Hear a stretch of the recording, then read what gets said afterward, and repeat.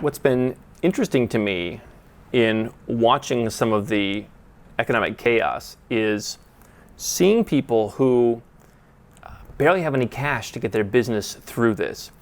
They have 4 weeks or 6 weeks or maybe 8 weeks of cash reserved to pay their rent, pay their employees, keep their doors open. And what you've seen is a lot of economists predict, and a lot of people in the media predict, that if business has to stay shut for any period of time, a lot of these companies, a lot of these businesses are going to go under. It's going to wreck the economy. One of the things that I've been talking about a lot recently is the importance of having liquidity, having cash, having money to survive through tough times. And that can be in any number of different ways. That could be anything you could liquidate reliably. Cash in different bank accounts, preferably bank accounts diversified around the world. It could be precious metals, could be cryptocurrency, could be whatever it is that you believe is stable, reliable enough that you can access it and it'll have some value when times get tough. And what I've seen is a lot of people out there have taken almost all of their money, put it into the stock market, put it into their home. And I look at where I'm from in the United States, and most people do not have enough money to get through one paycheck. And that includes a lot of business owners. You know, if you go a couple pay periods, they're going to be screwed. And I have friends who run businesses, small businesses in the United States, where they're in the same boat. They can't afford to have much of a dip in revenue for very long before they've got to start laying people off and even shutting their doors. I also see a lot of these same folks that are going out and they say, well, Andrew, you know, you're dumb. You should put all your money in index funds because you can make 10%. And I've talked about keeping money in the bank, both personally and in business. You know, U.S. dollar accounts in other countries that make 3 or 4 or 5% interest. People said, oh, an index fund can beat that. Well, an index fund isn't beating it right now. And what I see is people who have a large amount of their wealth tied up in stocks that are down 30%.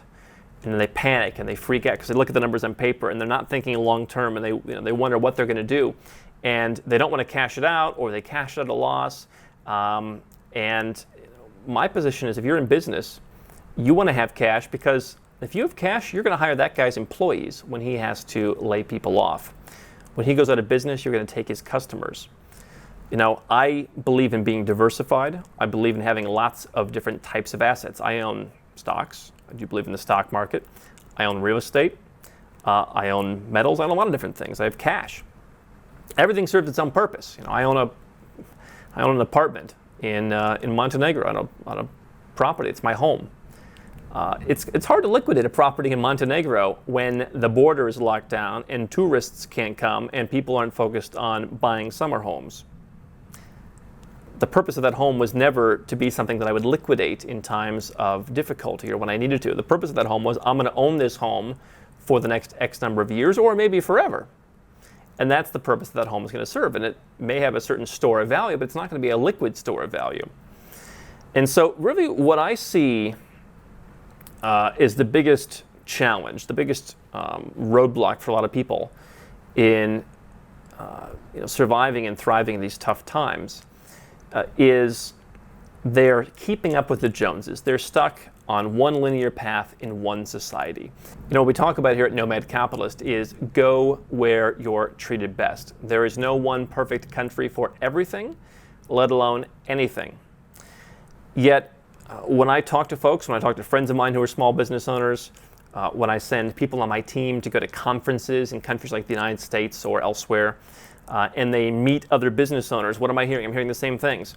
I'm hearing, I don't have much in cash reserves. And in good times, people almost take this as a badge of honor. I have a month's worth of cash. Everything else is in my expensive home. Everything else is put into the stock market where it'll grow faster, because I'm not no dummy. I'm not going to let my money just sit and do nothing for me. But what I also see is people are surrounded by people who are doing everything else themselves. They're doing everything else the same way. You know, if everyone that you know can barely afford to run their business with one little shock to the system, then that's probably what you're going to think is acceptable too. And so that's why, you know, you live in the United States or you live in Australia or Canada or wherever you live, and everyone around you does the same thing, you're going to do that, and you're going to think that's normal.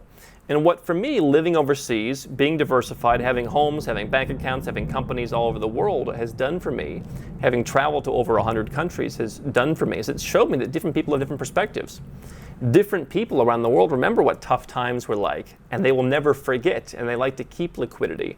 They like to be prepared.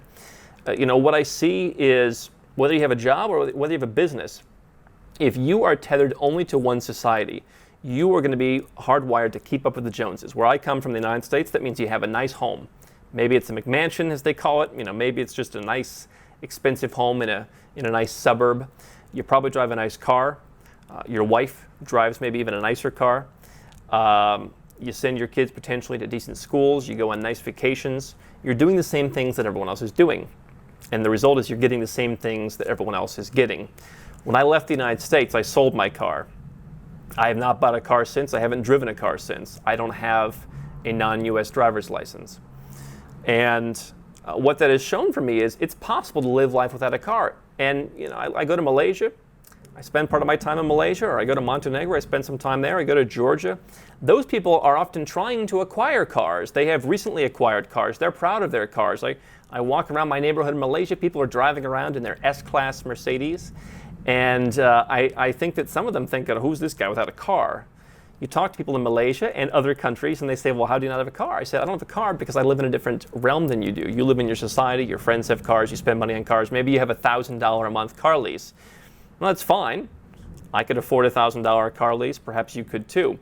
But if you're having that $1,000 car lease because you're surrounded by everyone who has that, and everyone else is doing it, and that's just the level that you've achieved, then you're going to be at a disadvantage, because when you need that liquidity that you've been putting into your S-Class all these years to keep your business afloat, you're not going to have it.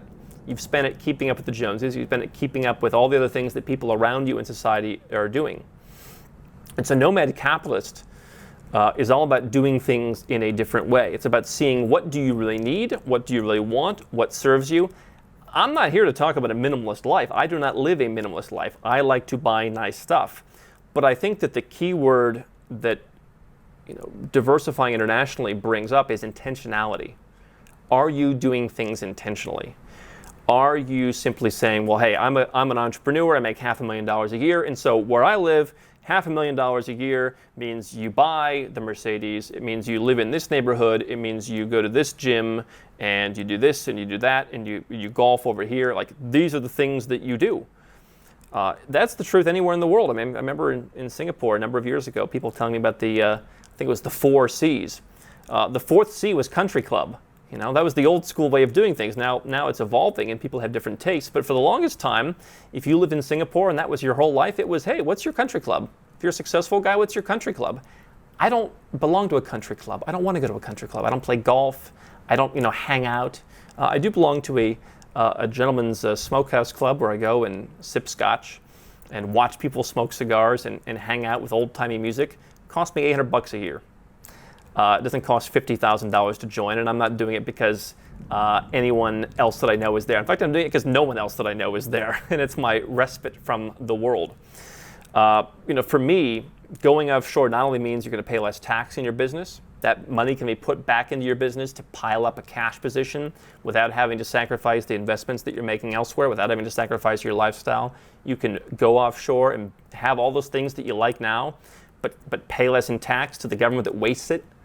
And you can use that to build up your defensive position.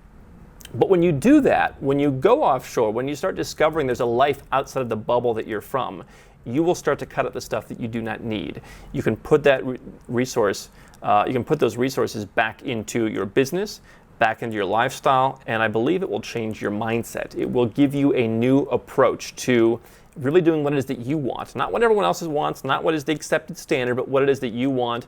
And by doing that, you'll have a lot of intentionality that will help you grow your business and will help you through any tough times.